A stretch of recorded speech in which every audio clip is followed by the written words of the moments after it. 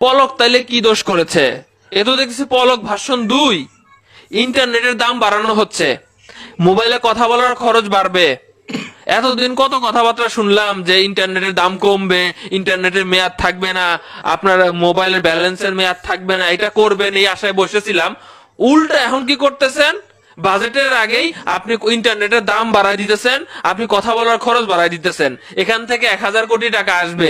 ভাইরে ভাই, দরকার নাই।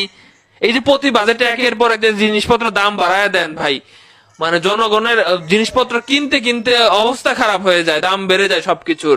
এত উন্নয়নের দরকার নাই ভাই। 2-4 বছর, 2-4-5 টার্ম তো ভাই আপনারা একটু শান্ত থাকবেন ভাই। আমরা তো জানি যে যে পরিমাণ টাকা তোলা হয়, যথেষ্ট উন্নয়ন করা যায় যদি চুরি বাটপারি বন্ধ করা যায়। ভিডিওটি শেয়ার করে দিবেন। নাহিদ ভাই কই? এনবিআর যে সিদ্ধান্ত নিল যে ইন্টারনেটের দাম বাড়ায় দিবে, আপনার বক্তব্য কি একটু জানতে চাই। আপনি কি দেখেন আপনার দায়িত্ব কি আছে? আপনি কি ভুলে গেছেন আপনার কোন মন্ত্রণালয়ের দায়িত্ব দেওয়া হয়েছে?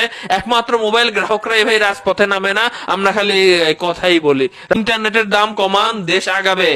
ইন্টারনেটের কভারেজ এরিয়া বাড়ান, দেশ আগাবে। আমার সিমের টাকায় যেন মেয়াদ না থাকে, আমার ইন্টারনেট ব্যালেন্সের জন্য মেয়াদ না থাকে, এইটা করে যান। না হলে কিন্তু এই নাহিদ ভাই আপনার এই মন্ত্রণালয়টা একটা প্রশ্নবিদ্ধ মন্ত্রণালয় থেকে যাবে, বলে দিলাম।